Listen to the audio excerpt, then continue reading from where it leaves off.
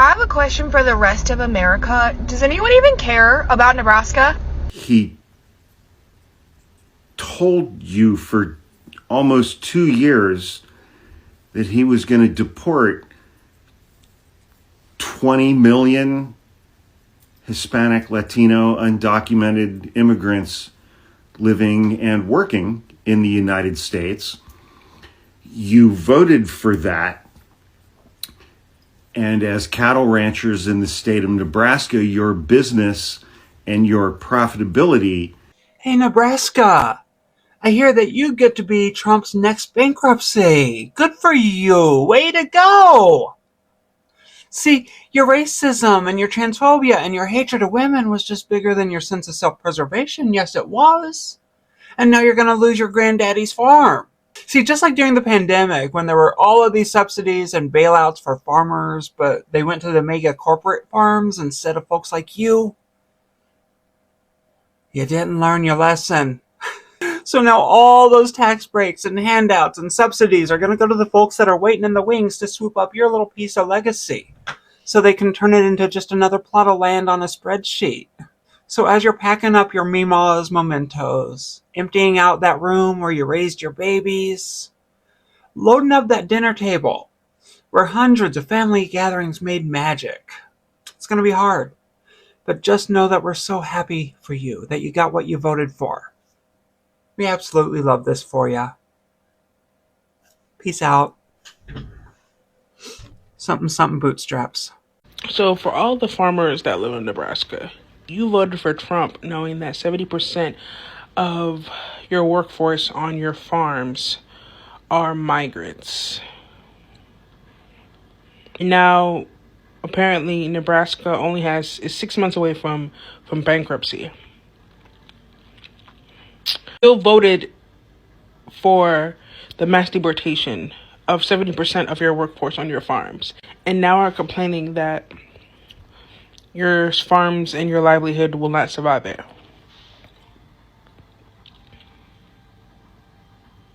I'm seeing a lot of hate towards these Nebraskan farmers, and I would love to hate on them. But we have to root for them, because if these small farms go out of business, who's going to buy up these small farms? It's going to be the corporations. And we're going to be even more fucked than we are now. They're just going to be able to rule everything, price gouge us on everything. So, as much as I don't want to be supportive, we kind of have to support them. And, do anything we can to help them out, even though they voted for the wrong person. I cannot believe that my family farm and my home state of Nebraska are going to be flat broke within 6 months. I cannot believe this is happening. I cannot believe that the undocumented workers who basically drive our entire agricultural economy just got up and left. They just left. Why? Because we voted for Trump? Because we voted to have them torn from their homes in the middle of the night by ICE, because we wanted to see their families ripped apart because we don't like brown people, so they just abandoned us in our hour of need before we were able to replace them with, I don't know, white teenagers or something like that, before we were able to identify and employ an entire demographic of people who's willing to make less than minimum wage for terrible working conditions. Hi guys, welcome back. My name is Robbie Masaga. Today I want us to dive into something that is absolutely wild happening in Nebraska. The state is on the verge of bankruptcy, and the reason, well, they voted against their own interest. And now reality is hitting them hard. This is a prime example of people making decisions that backfire in the worst way possible. So let's break it all down and see how Nebraska ended up in this mess. Nebraska is one of the biggest suppliers of meat in the US. We are talking about beef, pork, and poultry. Huge industries that bring billions of dollars into the state. The entire economy of Nebraska is built around agriculture and food production. And you know who does most of the work in these industries? Immigrants. Yes, the very same people that Nebraska residents voted to deport. I can't believe this is happening. If only somebody had told us that this was a possibility. If only somebody like Kamala Harris or Tim Walz or Bernie Sanders or any of the liberal politicians, Jasmine Crockett, Gavin Newsom from California, or, almost every major media outlet, or every economist in the nation, or all of the liberals. If only somebody had told us that undocumented workers are absolutely vital to the existence of our agricultural industry. If only somebody had said that 1,000 times, day after fucking day. If only somebody had said, hey, they're not replaceable because white American teenagers do not want to work for slave labor wages in the fields in the hot sun. They are not going to be replaceable. If only someone had said that repeatedly through a megaphone for literally a year. If only somebody had said that using your vote as a stick with which to beat undocumented minorities might be a bad idea. Because we've come to rely on them, haven't we? Yeah. If only someone had said that. Maybe someone would give a shit, Good luck, though. I did a video and then I had to mute it because I misspoke. Gosh, I hate when you do that. But let's talk about why Nebraska's broke. So, Governor Pillen, who is our current governor, in 2023 shoved through a tax cut to the wealthy and the corporations in the state of Nebraska, which is now leading to a significant revenue shortfall for the state, $433 million annually. But let's talk about the little bit of history on Pillen. So Pete Ricketts was the previous governor. He's now our state senator. But Pete Ricketts is a billionaire. His brother owns Ameritrade, also a billionaire. So a billionaire family with lots of money to run campaigns. And that's why he was so successful. But then he endorsed Pillen and sent money to Pillen's campaign. But Pillen's also wealthy. So what they did with this tax cut was they said they could make up the shortfalls from it using the C-19 money that was given to the state, which they did for a couple of years, but now that's gone. And so now the state is facing shortages, $433 million to be exact annually. The average person in Nebraska only makes $74,000, so an individual only makes about half of that. It is not a very high salary game here. And therefore, we're not going to make up that shortfall in our salary income taxes. So what they're doing is they're trying to up our property values. So to give you an example, I'll use my own home. I bought the home in 2017. It's a very small home, 1,000 square feet. It had $1,400 annually for taxes for the property. And now it has $2,800. So that means that they've doubled our property values taxation, which has led to a lot of Nebraskans being very unhappy. But why don't Democrats be more successful here? Well, the issue is they don't have the money for the campaigns. So the ads are in our face constantly. And rural people don't quite understand what they're voting for because just like our current president, it's full of lies and twisted information. And they usually attack the other side. They find even the smallest little thing and capitalize on it and say the other person's bad for this reason. But what is also a problem is that we can't retain people after they graduate from college. There's not a significant salary level to keep them in the state, so they leave and go elsewhere. We're not keeping them around. And that shortfall is just getting worse and worse because it's an aging population. So those of us that stay here for the most part are older, or they're young people with no money that can't leave the state. So that shortage is going to just keep getting worse and worse. They have promised tax cuts to the property values, but they have yet done anything. They've said it for 3 years now and they still haven't done anything about it.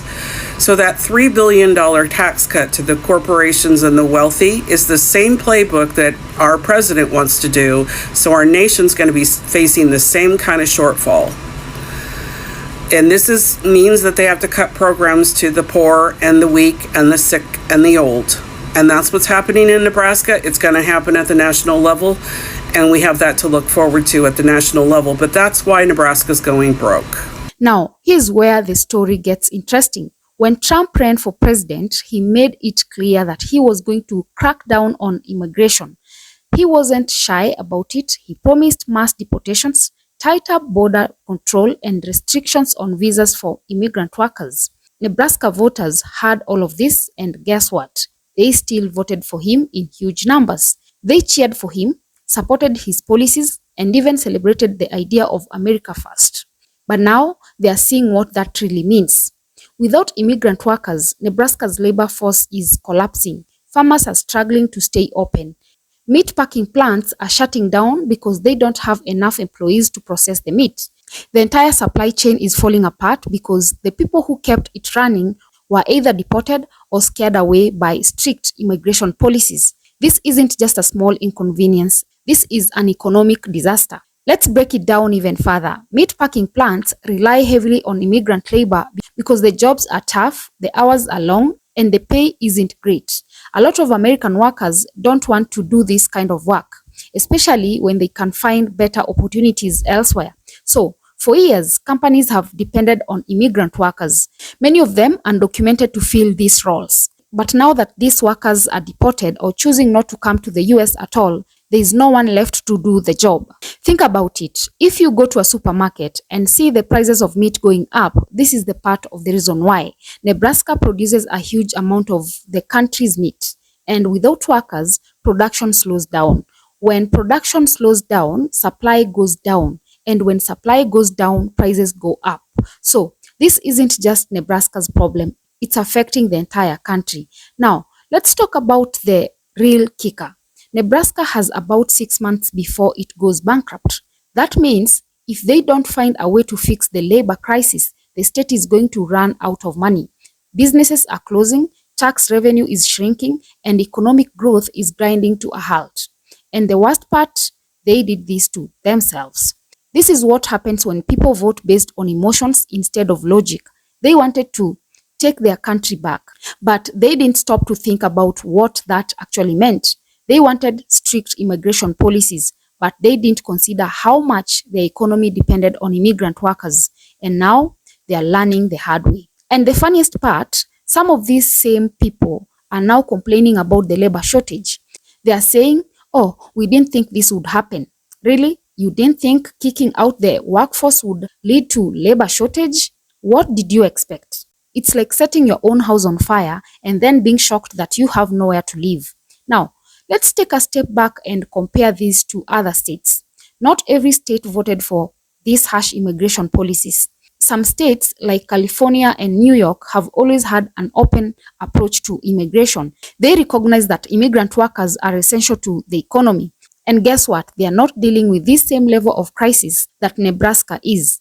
The economies are still functioning, their farms are still operating, and their businesses aren't collapsing because of labor shortage. Meanwhile, Nebraska is scrambling to find workers, and they are running out of options. Some businesses have even started increasing wages, trying to attract local workers to take these jobs. But guess what? It's not working, because the reality is most Americans don't want these jobs, no matter how much you pay them. The working conditions are tough, and people have other options. And let's talk about the hypocrisy for a second. These same people who are screaming, deport all, are now realizing they actually need immigrants. The same businesses that supported anti-immigrant policies are now begging the government to let more workers in. It's hilarious and tragic at the same time. I don't feel bad for them. This was avoidable. People warned them. Experts warned them. Even business owners in Nebraska tried to explain how important immigrant labor was.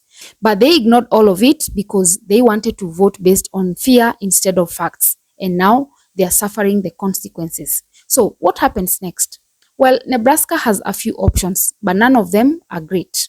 They can try to reverse course and push for policies that bring immigrant workers back, but that's going to take time.